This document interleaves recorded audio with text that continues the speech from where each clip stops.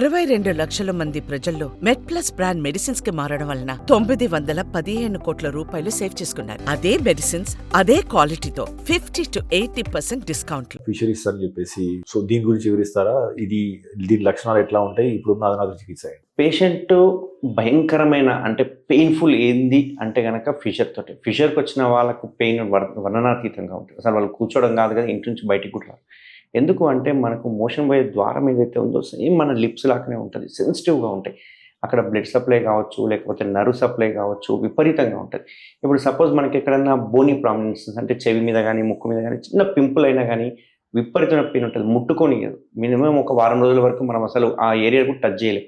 ఎందుకు అంటే అక్కడ నర్వ్ ఎండింగ్స్ చాలా ఎక్కువ ఉంటాయి. సేమ్ అట్లనే యానల్ కెనాల్ చుట్టూ కూడా నర్వ్ ఎండింగ్స్ చాలా ఉంటాయి. సో ఆ నర్వ్ ఎండింగ్స్ ఉండడం వల్ల ఏమవుతుందంటే రిచ్ సప్లై ఉండడం వల్ల మోషన్ పోయే ద్వారము ఒక లెవెల్ వరకు స్ట్రెచ్ అవుతుంది. మనకు ఆ స్ట్రెచ్ అయిన దానిని మనం మోషన్ పోవాలి.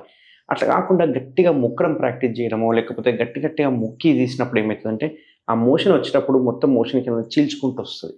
మనం ఇప్పుడు గట్టిగా అరిచినామంటే ఇక్కడ కట్ అయిపోతుంది. ఆ కట్ అయింది హీల్ అవ్వాలంటే మళ్ళీ ఒక వారం 10 రోజులు టైం పడుతుంది. సో మనం నోరు తెరిచి మాట్లాడినప్పుడల్లా నొప్పి అనిపిస్తుంటుంది.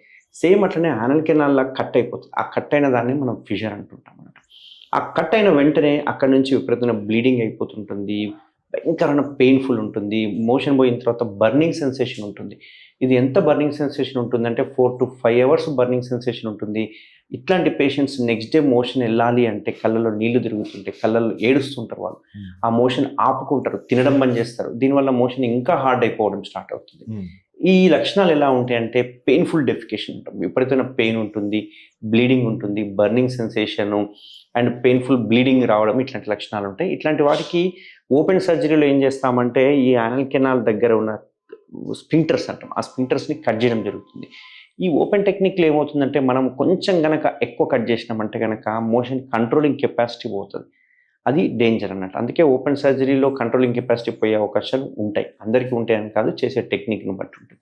బట్ అదే లేజర్లో కనుక అయితే కనుక మనం ఎటువంటి కోత పెట్టకుండా అక్కడ ఉన్న ఫైబర్స్ని ప్రిసైజ్గా ఎన్ని కావాలో అన్నీ కట్ చేయడానికి జరుగుతుంది. దీనివల్ల యానల్ ఇన్కాంటినెన్స్ వచ్చే అవకాశాలు 0% లేజర్లో.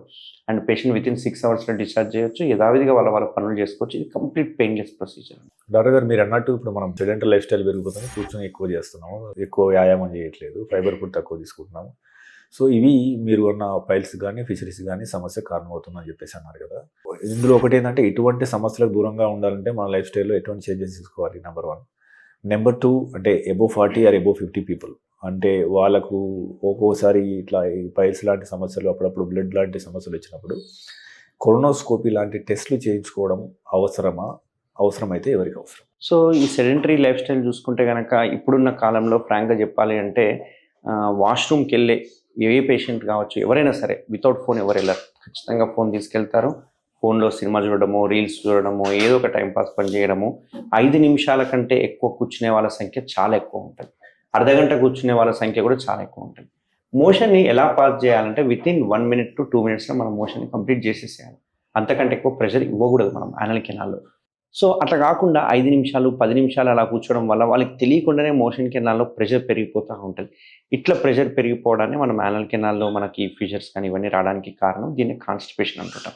కొందరు ఏంటి అంటే నాకు కాన్స్టిపేషన్ లేదు సార్, మంచిగా 2-3 సార్లు పోతున్న మోషను, తిన్న వెంటనే మంచిగా వస్తుంది, నాకు ఫ్రీగా అవుతుంది అని అనుకుంటుంటారు. బట్ అది కూడా ఒక రకమైన కాన్స్టిపేషన్. ఎందుకంటే కాన్స్టిపేషన్ అంటే ఓన్లీ మలం గట్టిగా రావడమే కాదు, నెంబర్ ఆఫ్ టైమ్స్ పోతున్నారంటే మోషన్ ఎవాక్యుయేట్ అవుతలేదు, అంటే కంప్లీట్గా బయటికి రావట్లేదు అని అర్థం. సో ఇట్లాంటి వాళ్ళు చేయాల్సిన ఇంపార్టెంట్ ముఖ్యమైన పని ఏంటి అంటే ఖచ్చితంగా మోషన్ పోవాలి అనుకుంటే కనుక ఫోన్లు కానీ పేపర్లు కానీ ఇట్లాంటివి తీసుకెళ్లకుండా న్యూస్ పేపర్లు జస్ట్ ఒక 2 to 3 minutesలో ఎంత మోషన్ ఉంటే అంత పాస్ చేసేసి బయటికి వచ్చేసేయాలి.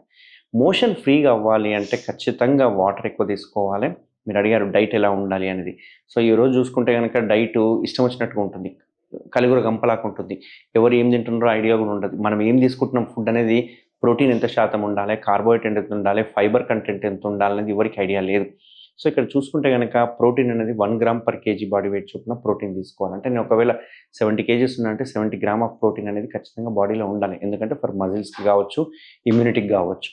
అంతే ఇంపార్టెన్స్ మనం ఫైబర్ ఇవ్వాలి. సో ఫైబర్ ఎక్కడి నుంచి వస్తుంది అంటే చాలామంది ఫ్యాషన్గా జ్యూస్ తాగుతుంటారు. నేను పొద్దున్నే ఒక జ్యూస్ తాగుతుంటారు. సో వాళ్ళు తయారు చేసుకునే జ్యూస్లో ఉన్నదంతా ఫిల్టర్ చేసేసి ఓన్లీ వాటరే తాగుతుంటారు. సో అది వాటర్గానే కన్సిడర్ చేయాలి తప్ప ఫ్రూట్గా కన్సిడర్ చేయదు. సో ఫ్రూట్ని అలాగే తినాలి. సో ఒక క్యారెట్ కానీ ఒక కీరా కానీ ఇట్లాంటివి తినడం ప్రాక్టీస్ చేయాలి. ఆకుకూరలు బాగా తీసుకోవాలి. కినోవా అని ఒకటి వచ్చింది ఫుడ్ ఇప్పుడు. ఆ కినోవా ఎక్కువ తీసుకోవడం చేయొచ్చు. అవకాడో కానీ ఇట్లాంటివి ఎక్కువ తీసుకుంటే ఫైబర్ కంటెంట్ ఎక్కువ. సో ఒక 50% ఫైబర్ ఉంటే రిమైనింగ్ 50%లో ప్రోటీన్, కార్బోహైడ్రేట్స్ అనేవి ఉండాలి. అట్లా ఉంటే కనుక మనకు గట్ హెల్త్ బాగుంటుంది, మోషన్ ఫ్రీగా వెళ్ళిపోతుంది.